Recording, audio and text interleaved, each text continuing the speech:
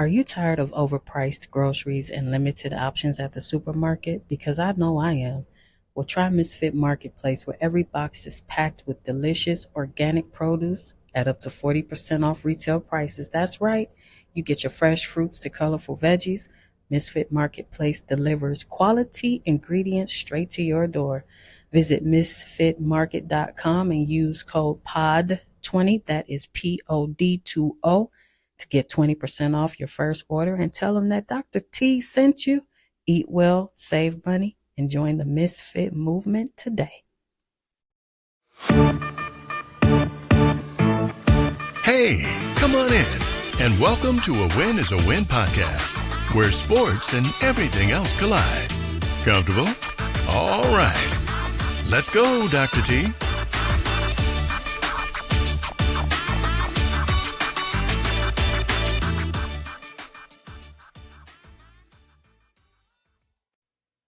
Welcome back, y'all. Welcome back. That's right. It's time for another episode of A Win is a Win. And we are actually going to go live a day later. So we are going live tonight on Wednesday. And wanted to kind of just get Monday Night Football out of the way. And then, of course, we had to kind of double back to the presidential debate. So we wanted to be sure that everyone got everything out of their system so that we have much to talk about. But don't forget to like, subscribe, and share this podcast, and tell someone to tell somebody else to join. A win is a win. And hey, thank you guys so much for running the numbers up. Really appreciate it. Don't forget to hit that subscribe button if you already hadn't. And don't forget to hit the notification bell so that you know when a new episode drops. While you're at it, you can catch us on Spotify, Apple Podcasts. You can catch us on iHeartRadio and Audible, or wherever you get your podcast. Lots went down this past weekend. We made it through week 1. That's right. Some teams didn't show up. My Browns being one of them. But I digress. We'll get into that. But first, let's jump into some of these scores before we get into some stories. Now, Monday Night Football featured the return of Aaron Rodgers, but the Jets failed to take flight, with the 49ers clearing the runway, winning 32-19.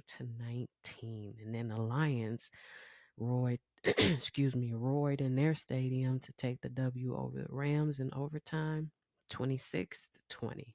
Yep, that was a good game. Now, here we go.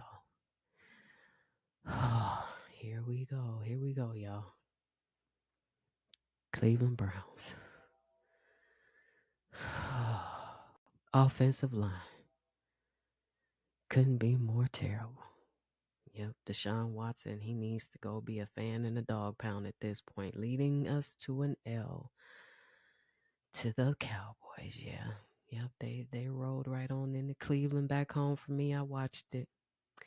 Beat us 33-17. And we'll get into more of that Cleveland Browns talk a little bit later. But the Ravens fall to Mahomes and company 27-10. And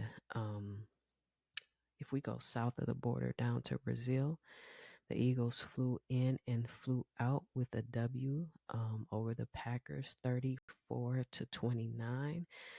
The Saints sent the Panthers home on a flight and a prayer back to Carolina, winning 47-10. Now, the Giants' defense was like a facial with no moisturizer, and I mean no protection whatsoever in sight, and they lost 28-6. Don't know what's going on with those Giants. Now, the Patriots pulled off a shocker. A lot of people didn't see this one coming over. Burrow and the Bengals basically left them clawing for their pants and their points. And they didn't get hardly anywhere with the Patriots. So 16-10 was that final score. And What do you think is going to happen? Well, we'll get into that a little bit later with Chase and the whole, T. Higgins situation. Now, Fields took the field as Russ, he is trying to let his calf heal up from an apparent injury. Now, in an ATL packed stadium full of Steelers fans, I mean, at one point, TJ Watt was just trying to pump the crowd up as if they were at home in Pittsburgh. That's how many Steeler fans packed out that stadium, y'all, and sent the Birds home 18-10. Yep. Now the Bucks left a boot in the Commanders' behinds 37-29. I know for a fact Cleveland organization has to be like, well, maybe we should have waited on the Baker Mayfield situation. I'm just saying. And now we got to look at Harbaugh. He was all the way charged up in a Raider filled stadium. And here we go, another stadium filled with fans from the other team on their home turf. But nonetheless, they pulled off the W. Yup, Harbaugh charged right on in there and got charged up and won that game. Excuse me, 22-10. Now, in spite of a rough start for the Dolphins, Tyreek Hill and his incident, we'll get into that a little later. They came out with the W 20-17 over the Jags and sent them right on back up to Jacksonville. Now, Caleb Williams, he came in week 1 to put on a show. Fingernails painted in all orange with the decked out blue Bears nail art, and showed up and took the W over the Titans without his key weapons. Okay. And that was kind of something to see. Is wondering if that's going to be indicative of how he's going to play throughout the entire season. But they got the W over the Titans. Now, Josh Allen and company pulled off a W over Kyler Murray and sent the Cards flying right back here to the desert, to the heat. Yep, 34-28. I will say, however, that the Cardinals look good. They looked a lot better than last year. Interesting to see what that new squad is going to do. And then Mr. Stroud in Houston pulled off the W over the Colts 29-27. Now we have the Dolphins and the Bills for Thursday night football. I believe it's at 5:15 or 5:30. And if you want to go ahead and place a bet on that, here are my picks. I'm going with the over at 49. And then I got a few player props here. I have Allen over 38 and I have rushing yards. And then I have Tua over 269 passing yards. So go ahead, jump on DraftKings, go to Dr. T23.site, DRT23.site, click the link, join me on DraftKings, go ahead and throw you $5. They're going to match you up to $250. All types of cool incentives to bets. Check out. Sometimes you might get a 50% profit boost on a parlay. Read. Here's the thing, you guys. You have to read what the incentive is, okay? They have many of them, but go ahead, jump on DraftKings, throw you some money on those picks. Now, if you put those 3 picks in the parlay, just $10, okay, with the 50% profit boost, that's going to bring you back $92.17, okay? Join us on DraftKings. Go ahead and click it in my link. Remember, the crown is yours. Here at A Win is a Win, we wanted to pay tribute to a few icons that passed away this week. Fat Man Scoop, if you know, he's the voice behind Sierra and Missy Elliott and just a bunch of um, fun hip hop dancing and DJing. Fat Man Scoop passed away on stage, collapsed during a show in Connecticut. And then we lost a film legend, a icon, the first EGOT, James Earl Jones, and his catalog is so deep and so far. And he was a truly a staple in every household, whether you watched Claudine, if you watched Star Wars, if you watched The Lion King, and especially my favorite movie of all time, Coming to America. He was a icon.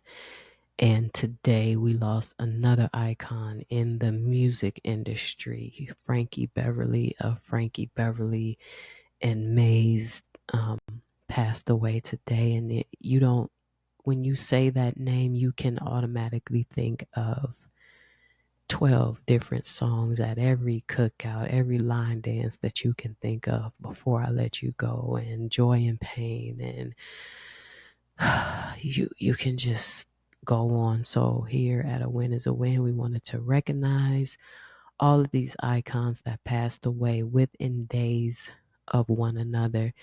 They will not be forgotten. Their legacy lives on beyond their physical being gone. So let's go into our next break with this.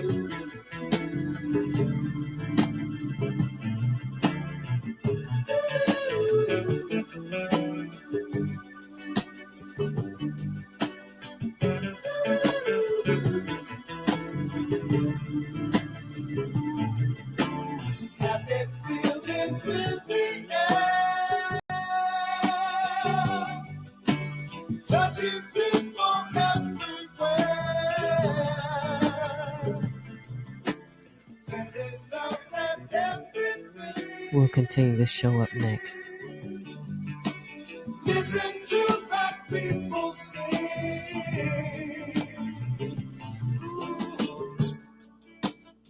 I've got myself.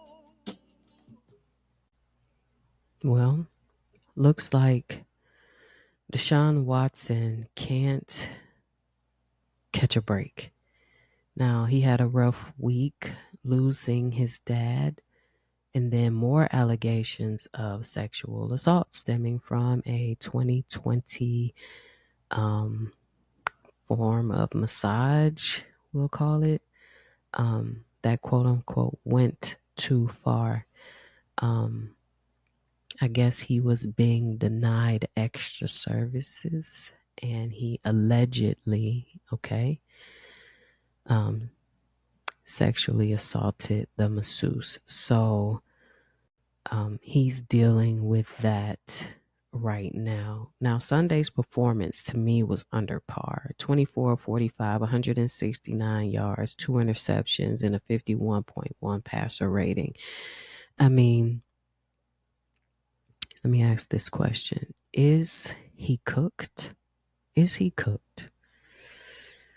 Or is this just lack of offense that will ultimately make it a long season? Jump down in the chat. Let me know. Is Deshaun Watson cooked?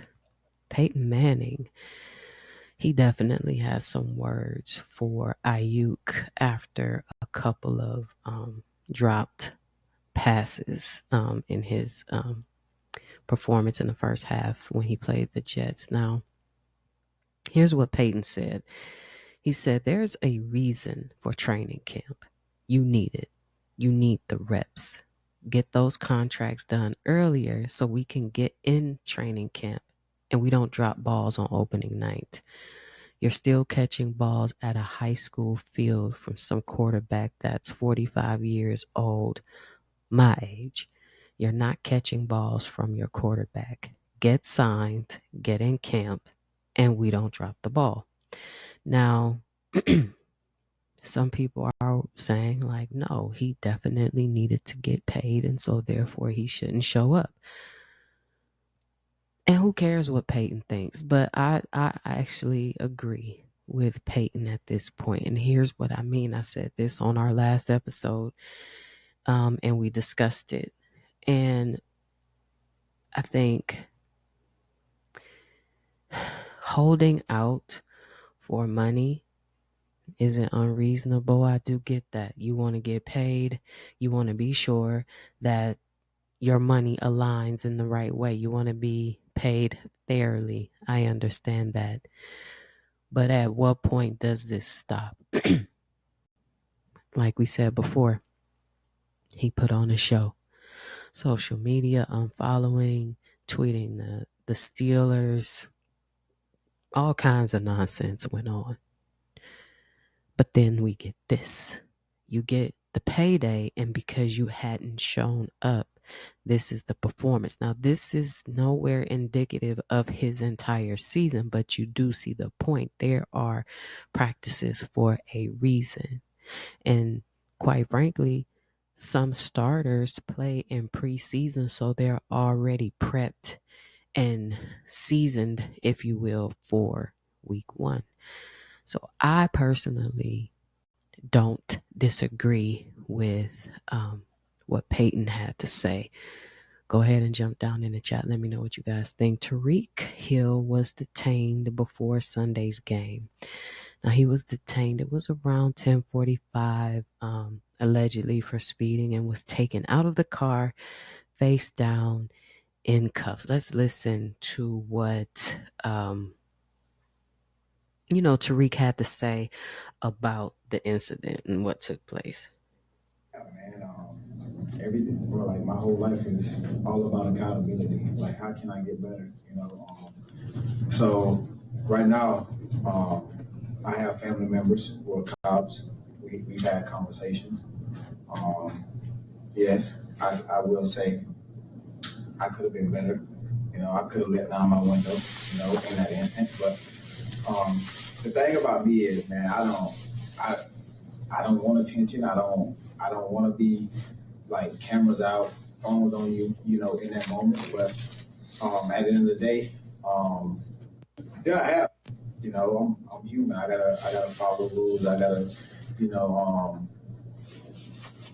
do what everyone else would do. And so basically, he's saying that in that moment, he felt like he should have complied in a better manner, and perhaps that could have avoided it. But at the same time, it didn't warrant all of that. And if you look at the body cam footage, you get a little bit more in-depth understanding about what took place at the car face down. I mean, one officer was literally kicking him when he was sitting on the curb. And he's like, I just had surgery in that knee. And you can clearly hear the cop saying, I don't care. Now, social media wastes no time, okay, at all, finding the cop that was suspended and basically found on his social media that he is a Bills fan, pretty much. He's a Bills fan. And for me, it was interesting because of what he was doing specifically. I mean, he was the leading cop that had him on the ground, face down, knee on his back. And I mean, and you have to think, lying on your stomach anyway is a tough task, right? Because you have internal organs and diaphragm. It's in a compromised position. All of your weight is on top of those particular organs, and then you add the fact that your hands are behind your back in that position makes it really uncomfortable. So it's a lesson learned here. I think that they could have told him indeed if he was speeding, listen, Tariq, all right, you need to slow down. We have people out here on the street. We have kids out here on the street. We don't know what could happen and you're speeding through here, and let him go. At the same time, Tariq is right. He could have kept his window down and complied in a different manner. Very unfortunate situation. And, thank God he was able to walk away from it unharmed, and nothing else went further. Glad that he was able to get back on the field and play in that situation. Aaron Rodgers survived a bad defensive showing while Purdy looked, in my opinion, more calm and in control in the pocket. He just looked like a totally different person. I mean, very comfortable, taking his time, throwing dimes. He didn't look bothered at all. And then you want to add in Mason. He ran all over the Jets basically like a Mack truck. Okay. And you know what? It kind of seems, and let me know, the comments in the chat's open, jump down in there. It seems like the Niners are Rodgers' kryptonite. It seems like it. And you put up 30 plus without McCaffrey. Yeah, that score. I actually, I thought the score was going to be 32-13, but in my opinion, there are some, I like to call them sympathy points. He was getting, put it like this, Rodgers, if you looked at that game, he, in my opinion, didn't have a completely bomb game. He didn't. But he had no time to breathe. That offensive line didn't give him a second. And then their defense got trampled over. I'm talking about just Mason alone ran all over top of the Jets defense. And I mean, do I think that Aaron Rodgers is cooked? No. I think he showed us enough to say, listen, I still got a little bit left in the tank. Is he the Rodgers as of old? No. No, he's not that type of Rodgers. But we'll see what happens. I am not with the Jets are going to the Super Bowl. People need to knock that off. It is way too early in the season to even say the Chiefs will three-peat. Let's just get a couple weeks under our belt and see what's going on. Week 1 is just like that. All right, it's like a first date. Let's see what's happening first. Let me see if I'm going to call you back. That's what week 1 is like. Listen, 6 foot, 7 foot, 8 foot punch. Ain't that Lil Wayne song? 6 foot, 7 foot, 8 foot. Well, okay. So, Trae Young has a very, very interesting thought. And sometimes you can't blame a person for how they feel, what their vision is. He basically is saying that if he were, I guess, taller, then he would be number 1 in the NBA. And okay, I get it. There's a lot of NBA players who say, oh, if I was, and I would, and only if I was like this and like that, I would just be, and I get it. I get perhaps maybe where he's coming from. I don't know. But to want to wish, I mean, that you were taller, I guess that's something personal. within himself. But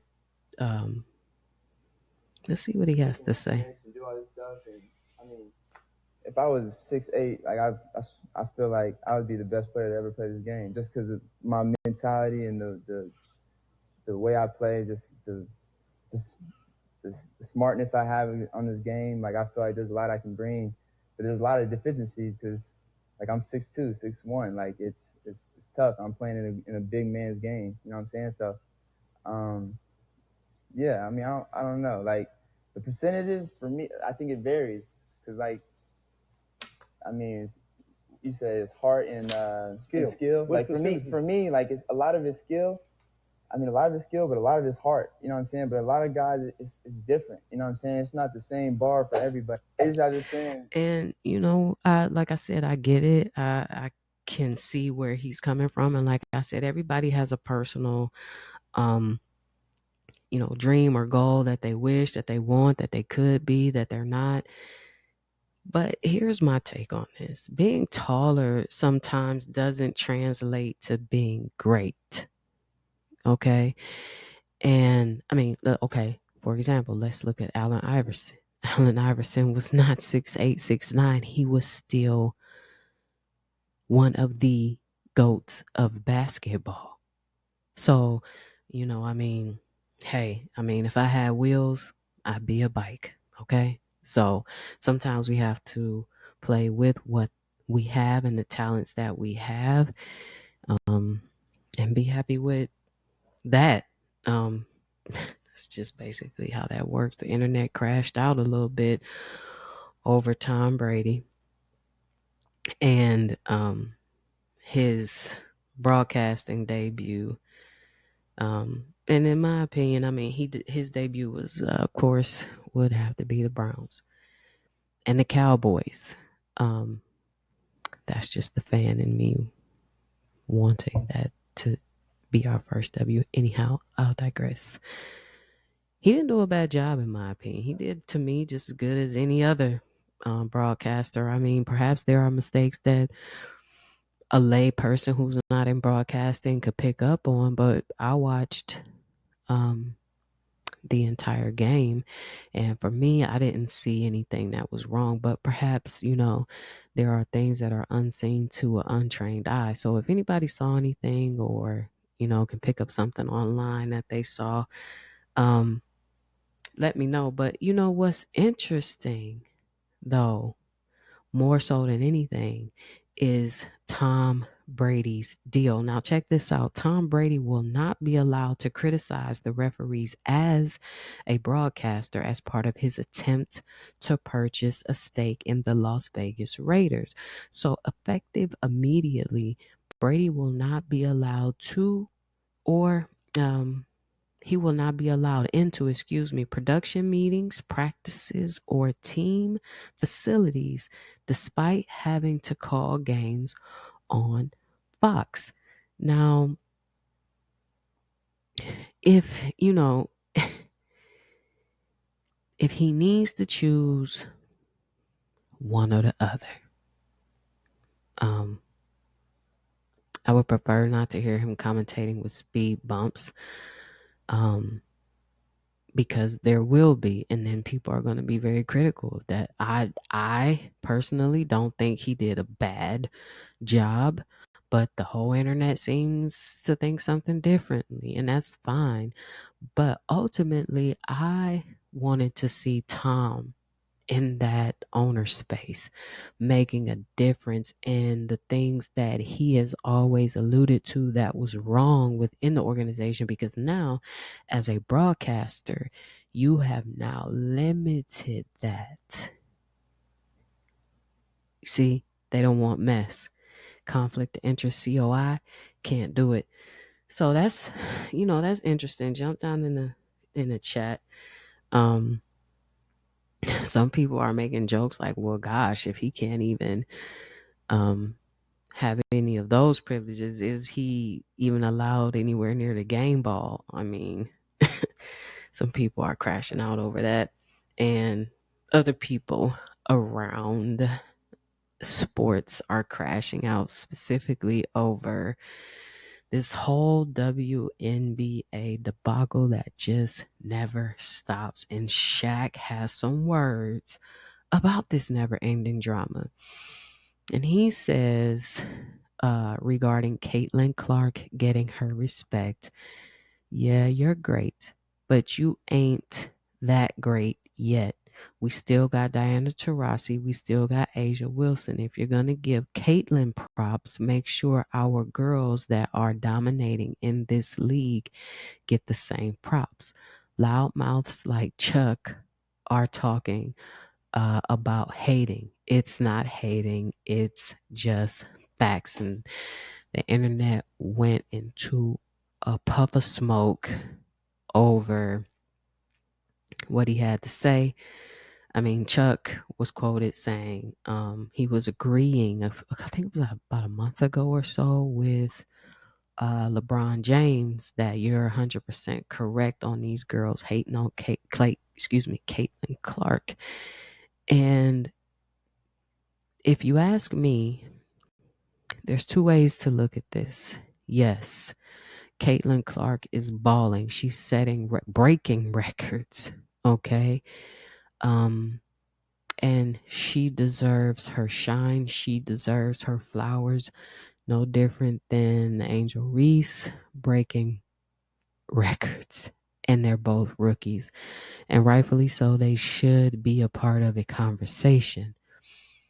On the other hand, I also think that the media, for example, Asia Wilson broke a record in her game the other day, and the commentator didn't even mention it, didn't utter a word. The entire arena was in shock.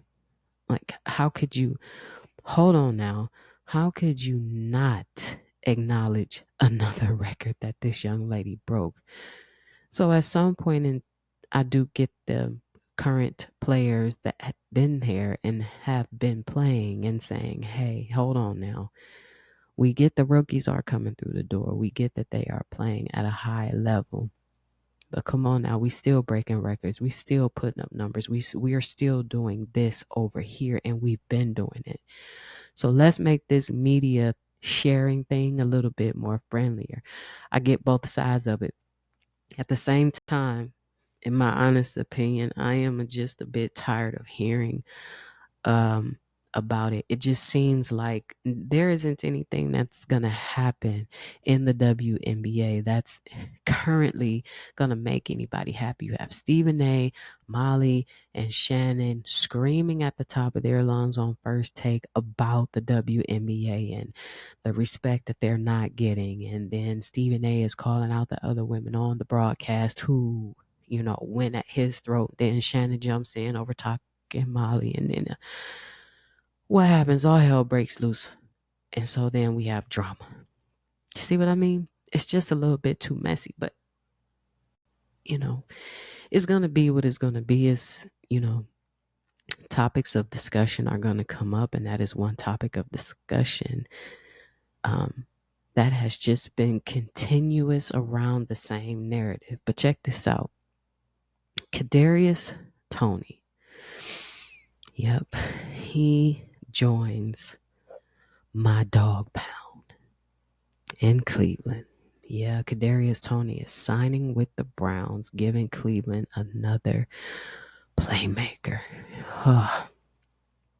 We'll see what happens. I mean, I don't think that, he, how can I say this, had the showing that the Chiefs would have liked, dropped balls and such. And I think if I'm not mistaken, he also visited the Seahawks. And he had a couple others lined up before long and short term. He lands in Cleveland and he'll start on the practice squad and work on his way up to the field from there. So interesting to see how he'll fit in Cleveland and how they are going to utilize him. Now check this out.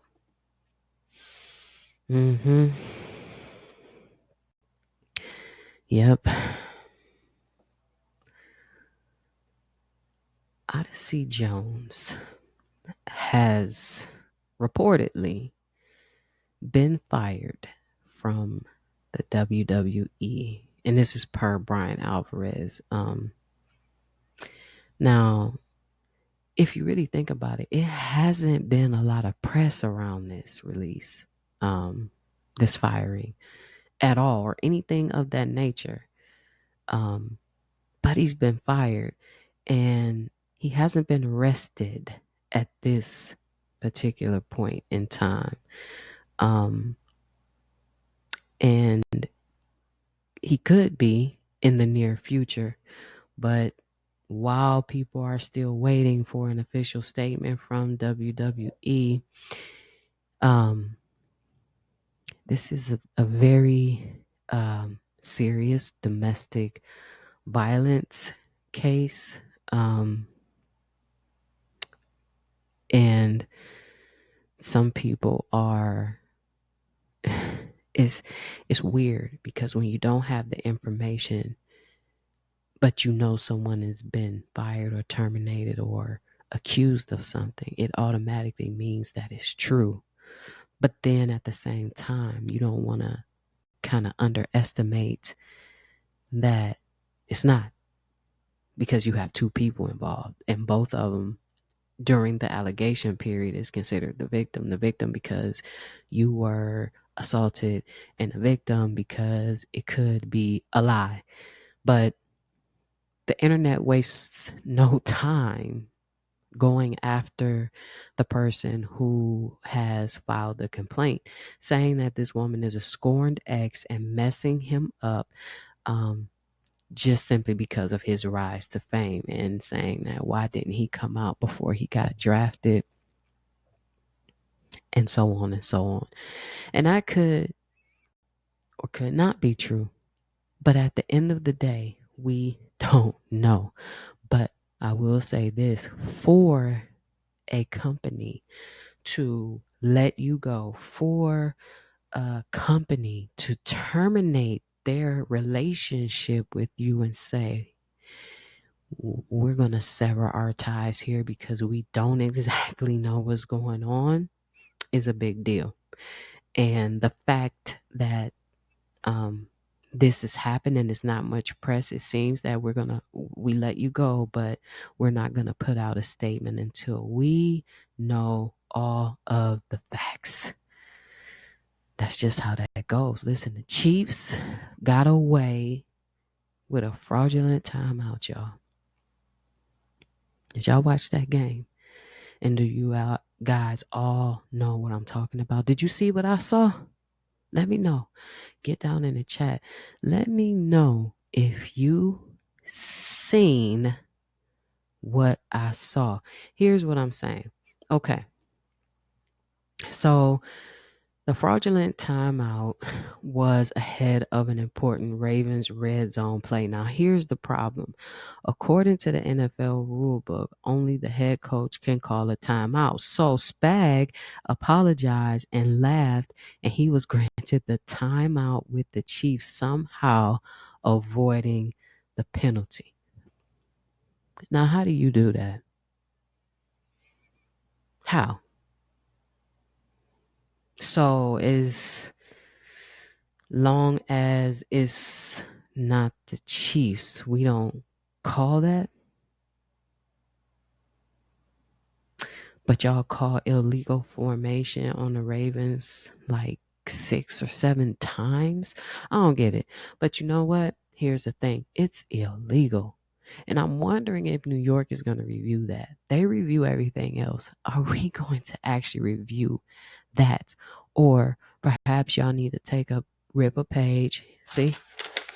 Rip a page out of this NC2A playbook and put cameras on the hats. Because they have them in their hats now. So we can see what's really going on.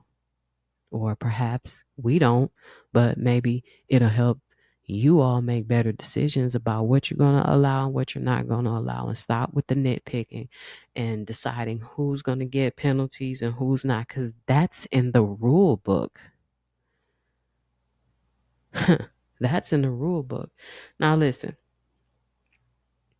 Michigan, Wolverines, Michigan University. Listen, I know y'all lying. I know that y'all are lying to me. Michigan coach Sharon Moore.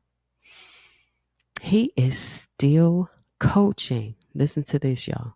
Without a contract. No, I didn't. I didn't say that wrong. I didn't misinterpret the article. He is working without a contract. So, in his first full season as head coach of the Wolverines, and he doesn't have any paperwork.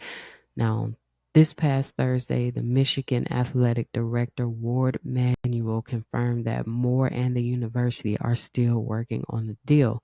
Several of his assistant coaches, be clear, it's not just him, it's the squad, are working without a contract. So check this out.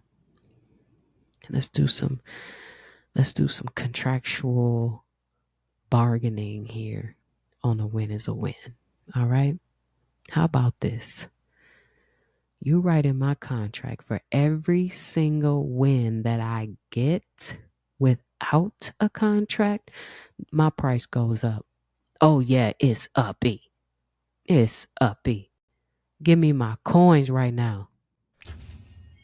Right now. I want all my coins right now. And matter of fact, make it like $500,000-$600,000 a year.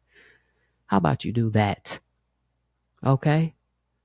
Because we are not working for free at all. That's right. We are not, Yanni, working for free. And so he needs to be paid. How do you get over this? How are they getting compensated at all? Is there any form of compensation while the contract is being negotiated? Got to protect yourself at all times. And that's on paper. Because I'm going to tell you one thing. I'll tell you like this. If Harbaugh was still there, this wouldn't even be a conversation. It wouldn't be an article to write. It wouldn't be a subject for a take. It wouldn't be on social media. It wouldn't even exist. Protect yourself, good brother. Protect yourself. Get the paperwork in place. You can't let people do that to you. I don't care what type of relationship that you have. I bet you the dean of that school gets paid. I bet you that. Now listen, Trent Williams said, I need my bag, okay? Tired of it. I'm tired of all these wide receivers getting money. I'm tired of all these quarterbacks getting money. Give me my bag.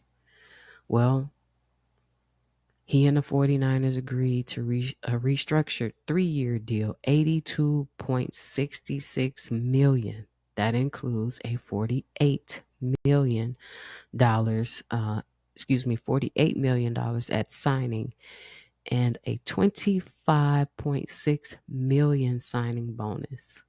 And he will make about $27.6 million in cash this season, according to his agency. And that is the most of any offensive lineman.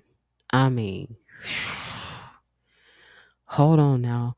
How much cap space does the 49ers have? Because if you let Aiuk tell it, they were playing around with his money. Did they have it the whole time, or were they trying to figure out how to pay him and Trent? That's the question. But look, they got more cap space. I mean, now how are they going to pay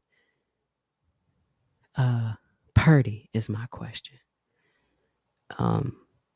I believe that will leave, if my math is correct, at least $50 million in cap space. So I don't know exactly what they plan to do as far as Purdy, but we'll see. We'll see what's going on. Listen, in the wee hours of the morning on Sunday and hours before kickoff in Cleveland, Dakota Prescott finally got his chalupas from Jerry with the extra sauce, with the tahini. He had the jalapeno verde sauce. He had the cilantro on there, extra thick. Now listen, 60 million a year guaranteed. That's 230 million guaranteed, basically. 4-year deal. Now he's the highest paid quarterback in NFL history, the only quarterback to ever make 60 million a year. What you think about this, Dr. T? I think it's a horrible deal. I'm looking at a Deshaun Watson all over again. Listen, 2 playoff wins in 8 years. Jerry told y'all a couple weeks ago that he was going to do whatever it is he wanted to do, and he was the best at what he does, and nobody can do it like him. All right, Jerry. All right, Jerry, we hear you. Go ahead. It's your money. Do with it what you will. But this is a horrible deal to me. I mean, in a couple years, what are you going to be doing?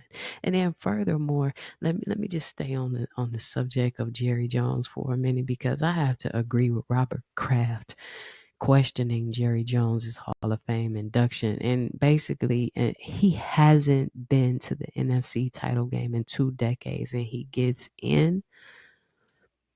How does that work? I need an explanation. And I reach out to some of my buddies at the NFL. They just confused as I am. So I have no answers for that. But I guess because Jerry impacts the NFL in some type of way because of what his organization is worth, sounds like perhaps, maybe, Jerry helped them bounce back in the 90s, with those TV contracts and other ways of making money. But hey, that's the Cowboys for you, right? That's how that goes. But anyway, back to Dak's money. Horrible deal, in my opinion. And I'm not nowhere near a Dallas Cowboy anything fan or anything like that. But that right there, not good. Not good. But y'all know Jerry is going to do Jerry. Listen, Skip is finally free, and he has a whole lot to say about his exit from FS1. Let's take a listen to what he has to say. Decision I made, every fork in the road I came to, I always chose the more difficult and dangerous fork, and it always worked out.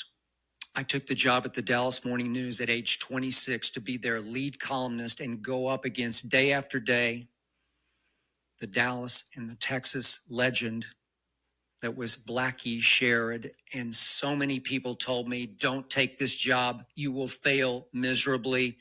Blackie will run you out of town. When I took the job on a failing show in 2004 called Cold Pizza, everybody told me, don't.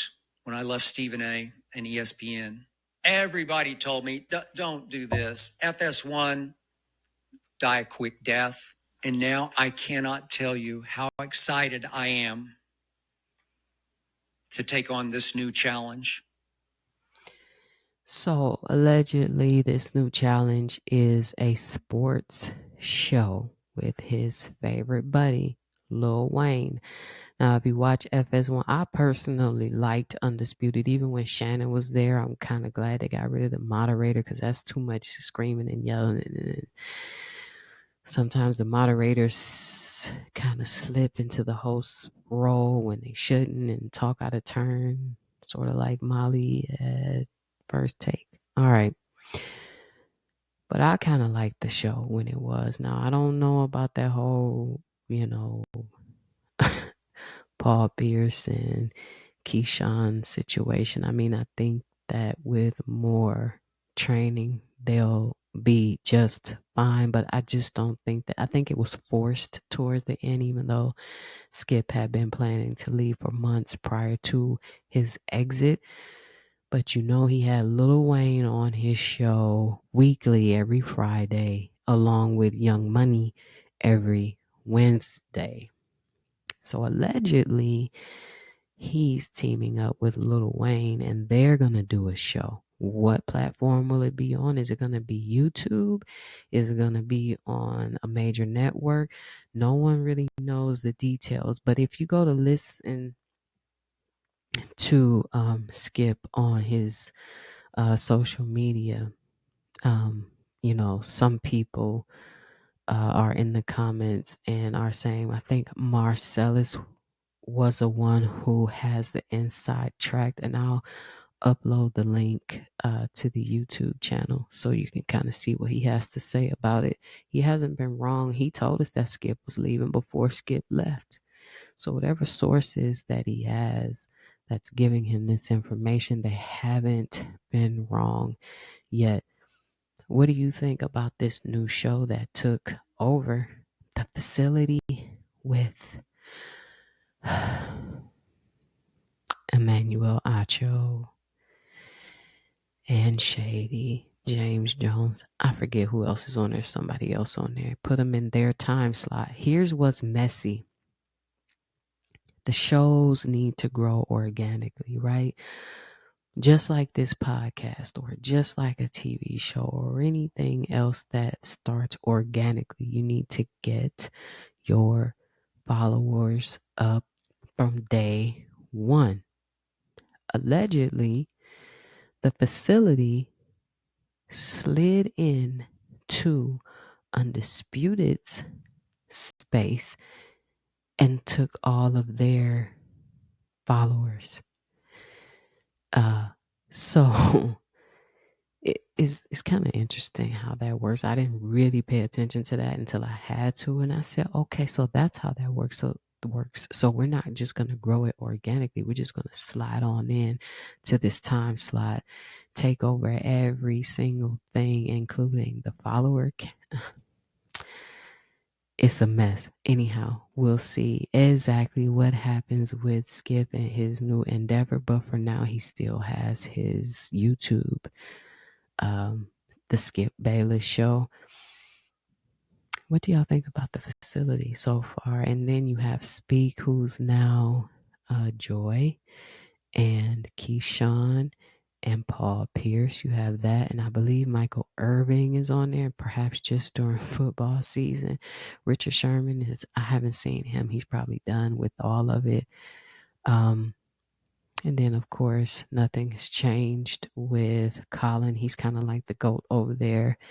And then First Things First with Nick Broussard and, Wild. So what do you think about this new show and the changes and stuff going on?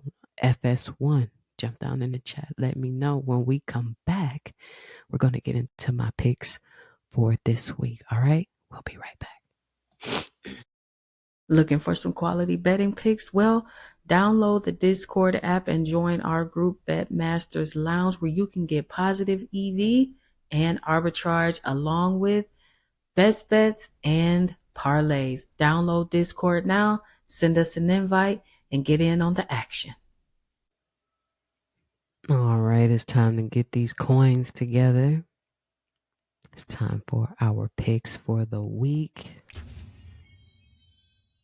All right, so I have the Cowboys and Saints. I'm going to go with the under 46.5 on that. The Chargers and the Panthers, I'm going to go minus the 5.5 on the spread. And then for my Browns and Jags, I'm going to take the over at 41.5. And then I'm going to take the Bengals as the dog with the +6. Now on my props, I have CD with over 85.5 receiving yards. Kels with over 53.5 receiving yards. And then I'm going to take Dak with the over 256.5 passing yards. Now you can do this a couple of ways. You can put in, let's see, 1, 2, 3, 1, 2. So you can put in two two-man slips on the first part of the bet for the over-unders and the spreads. You can put that in on DraftKings and grab one of those bonuses that they have. Now, without the bonus, a $10 bet is going to bring you back $39.60 on that. And then if you do a teaser with $5 on that, that's going to up it to $42.60. For some reason, they don't have a round robin available for that one. And then on the props, I would just go with one. I would just do one 3-leg parlay on this one. And you get a bonus bet back on the 3 or 4. It's a 3-leg parlay on DraftKings. And that one, $20 will get you back $102.60 on a 3-leg parlay. And remember, that's with the bonus. So go ahead, take a look, throw these bets in there if they sound good to you. I might add that I am on a hot streak right now. Every single bet that I've placed has won. And don't forget, we have our Discord, Bet Masters Lounge. Go ahead and jump in there. All of the picks that I have for the week are in there right now. I'm leaving it open as free. I'm not subscription based. Sharing is caring. I'm not a gatekeeper. I know some people make you pay an astronomical amount of money to get bets. I'm not trying to do that. I'm just trying to share information. So go ahead and jump into Bet Masters Lounge on Discord. Grab those bets and help you. You can flip a few coins for yourself. All right. We're going to come back with our last segment that is gone now because it is going to be on fire. So stick around for that. All right. It's time for one of my favorite segments, and that's gone now. It's a lot of people that just need to go and have several seats. And I'm going to start with someone that I otherwise like their shows and kind of respect a little bit of what they're trying to do outside of mainstream media, and that is Shannon Sharp on his rather hilarious podcast with Ocho Cinco Nightcap. And people say what they will about Club Shay Shay, but I personally like the interviews. However, this isn't about that. This is about knowing when to publicly scold someone or when a conversation should be held in private. And it appears that he has an issue with Ocho Cinco's prompt availability for their nightcap show. And although they, film very late at night, he wants him to be on time all of the time and not some of the time. So the backstory is Ocho had gotten a ride to the studio, I guess, where he records, or I believe he records at home. So maybe he got a ride home. However, the person that he had gotten a ride from locked his keys in the car, so he couldn't access his home to get into his recording studio to record Nightcap.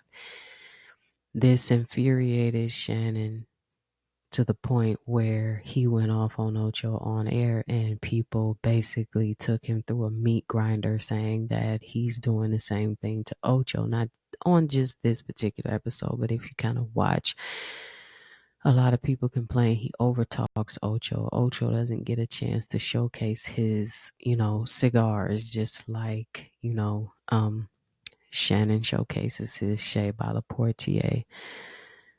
It's a lot of little different things that people have picked up on, but this one took the cake. And so Shannon decides to go on his show and use the first part of his monologue to address people who had a problem with that. Let's take a listen.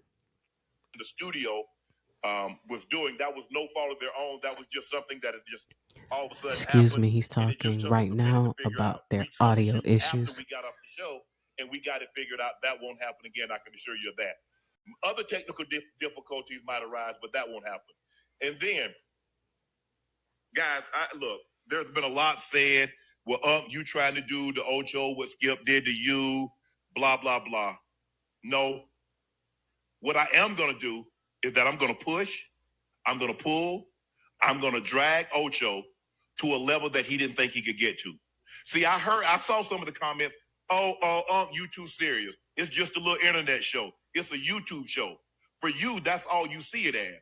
But that's not the vision that I shared with Ocho when we sat down. That's not the vision that Ocho say, we can do that? Yes. I say, you see what the other guys are getting.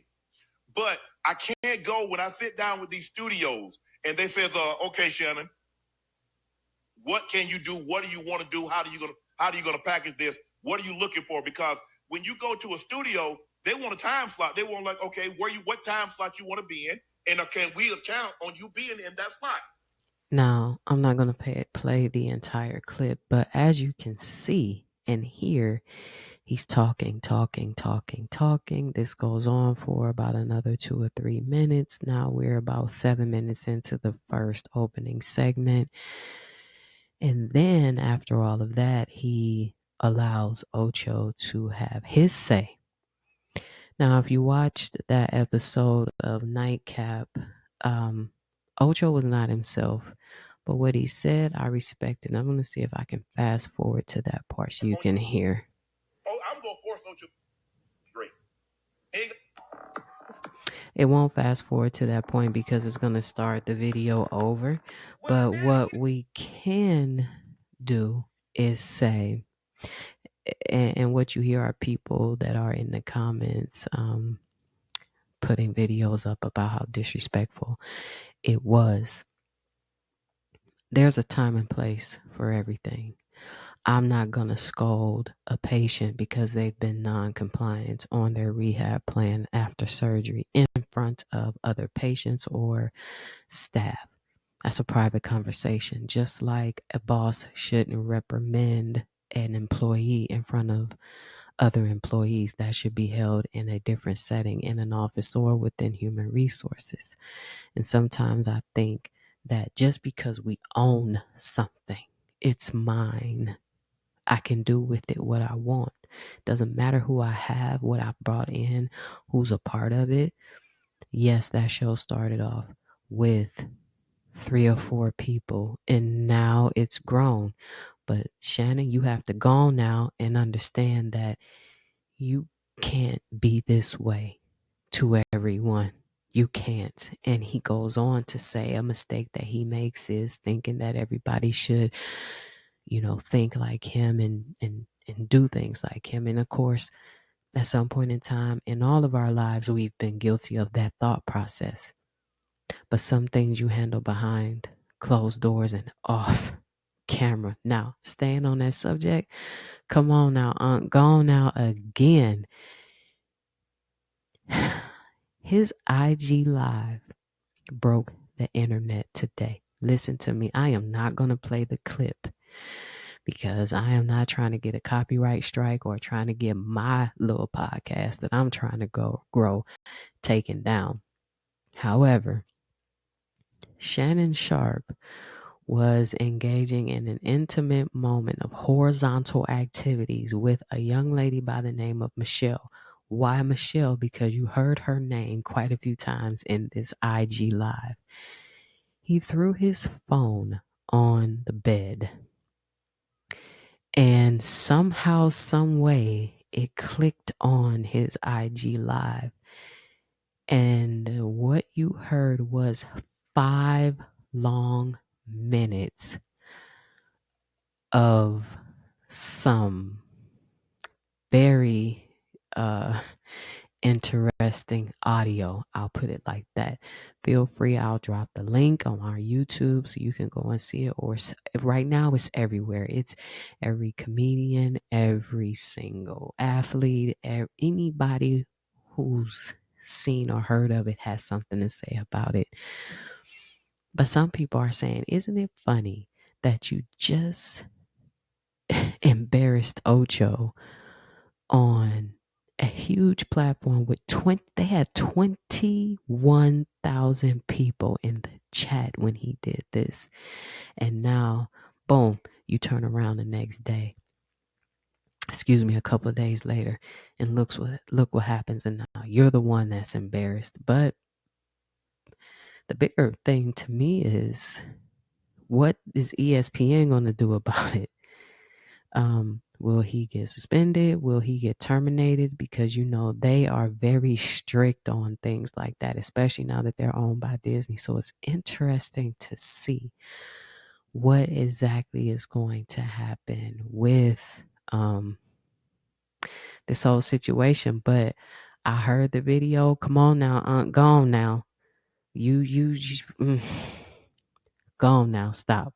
Okay, just stop. Why am I saying stop? Because here's the thing: I have Instagram, and you can't just throw your phone down and it automatically goes to Instagram Live. I could be wrong, but go on now. There's been too much happening surrounding you within a week, and it just needs to stop. Listen, the entire internet crashed out on Sunday when the NFL announced that Kendrick Lamar would be performing at the Super Bowl 59 halftime show. You have Birdman, Nicki, Juvenile, Master P, uh, uh, listen, a slew of other entertainers who immediately jumped right on Jay-Z's top because they said he's blocking Lil Wayne. He doesn't want him to do this. Nicki Minaj went on a 2-day rant. Come on now, stop. You married to a whole convicted pedophile who served jail time, and you're worried about things that just stop. She's probably drunk somewhere like she always is on her IG lives. Stop it, okay? Knock it off. Birdman, you need to stop because you didn't pay Wayne. You wouldn't let him release music.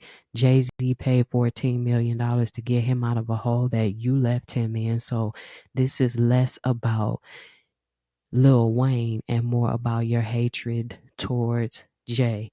Juvenile went on his Instagram and blasted the NFL for not picking Lil Wayne, so on and so forth. And this is where you know that people crashed out. They crashed.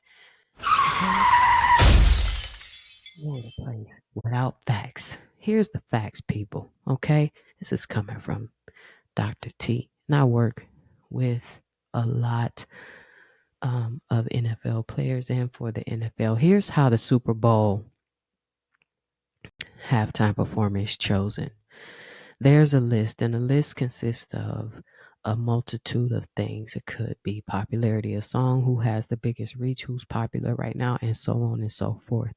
That list is then made smaller by the producers of the show. That being, see, people think just because the NFL went into a deal with Jay-Z that Rock Nation chooses the artist. That's not true.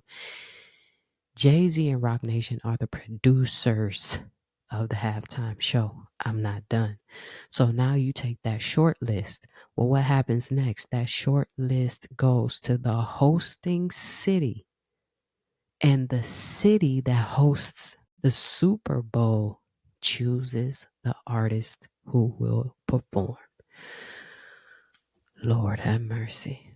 Go on now, Nicki, Juvenile, Birdman, Master P. I call him Birdman. Was it anyway?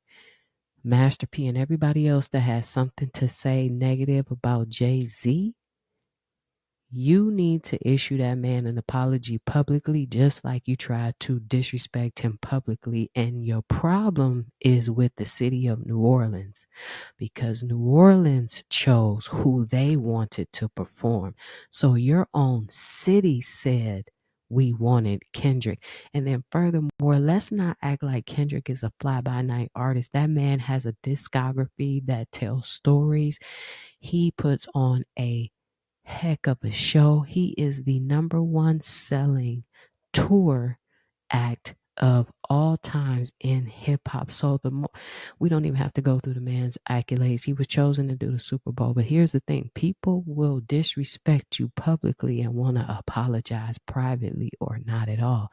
We don't stand on that kind of business. So gone now. This is another thing that you have to think of. All that showed us simply was how fickle human beings can be. They don't have to be celebrities. They don't have to be regular people. They're just human beings that acted out like little children without the facts. And shame on the ones that acted out who are in the music industry and didn't have all those team of people and legal people that tell you, no, shut up, because you don't know what you're talking about and you have been misinformed and you're speaking off of something personal or something emotional.